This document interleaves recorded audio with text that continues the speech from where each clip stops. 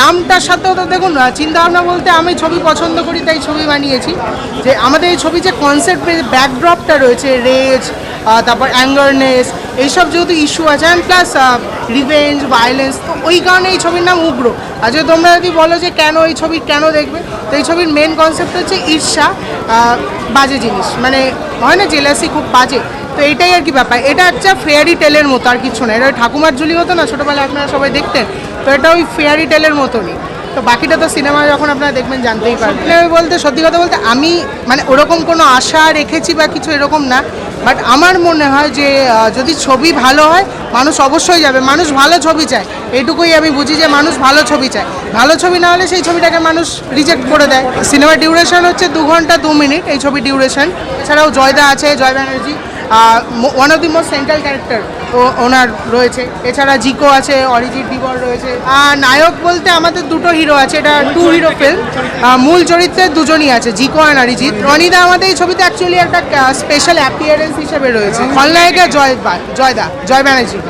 রনিদা এই ছবিটা যেহেতু একটা কলেজ সায়েন্টিফিক ফিল্ম, তো রনিদা এই ছবিতে প্রিন্সিপালের রোল করেছে। আশাবাদী বলতে আমি একটা কথাই বলবো, বাংলার ছবি বাঙালির ছবি, আপনাদের দেখতে আসতে হবে। আমি আপনাদের ঘরের ছেলে, আপনাদের ঘরের ছবি আপনারা আপনাদের হাতে তুলে নিলে আপনারা বুঝে নিন, এইবার বাকি আপনাদেরই হাতে। এইটুকুই। আমার নাম প্রীতম দত্ত। না, খুবই ভালো লাগছে সব অল্প বয়সী ছেলেদের প্রয়াস। এটা অত্যন্ত আনন্দের যে ওরা এত অল্প বয়সে এরকম একটা কাজ সবাই মিলে করতে পেরেছে। চাইবো খুব সাফল্য লাভ করুক, আরও ভালো হোক। আর এটা মেল সেন্ট্রিক ছবি, সেটা আরও ভালো লাগছে যে এর মধ্যে একটা পুরুষ মানুষের প্রাধান্য আছে, কারণ আমাদের দেশে তো ওমেন সেন্ট্রিক ছবি সবসময় প্রাধান্য পায়, তো সেই কারণে আরও ভালো লাগছে।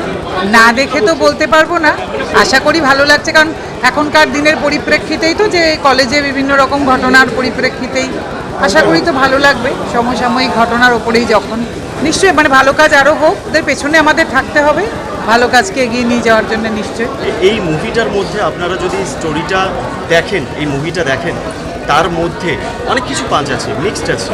ফিলিংস বলতে গেলে লাভ আছে, বন্ধুত্ব আছে, শত্রুতা আছে, এত কিছু মিক্সড একটা ফিলিংস আছে।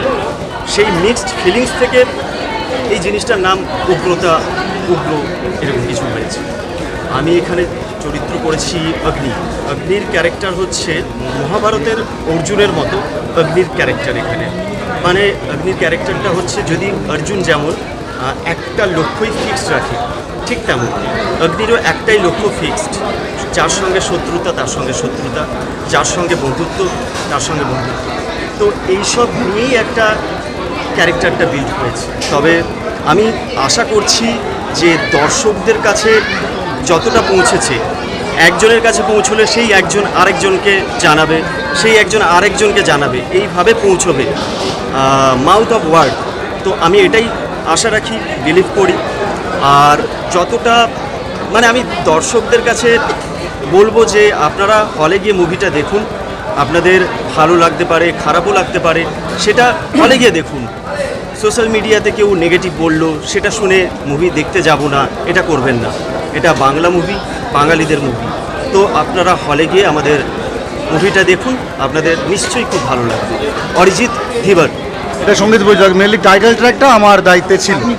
টাইটেল ট্র্যাক তো 3টে গান এখানে আছে, 3টে গানের মধ্যে একটা টাইটেল ট্র্যাক, বাকি 2টো অন্যভাবে। তা দুজনে মিলিতভাবে শুরু করেছি। একটা সুর আমার নিজের, আমার কথা লেখা গান গাওয়া, উগ্র হয়েছি উগ্র, যেটা ফ্রন্টেই আছে, যেটা টাইটেল ট্র্যাক। বাকি 2টো করেছে হিল্লোলা ছাড়। আমার এখানে একটা মূলত টাইটেল ট্র্যাকটা আমার তৈরি করা।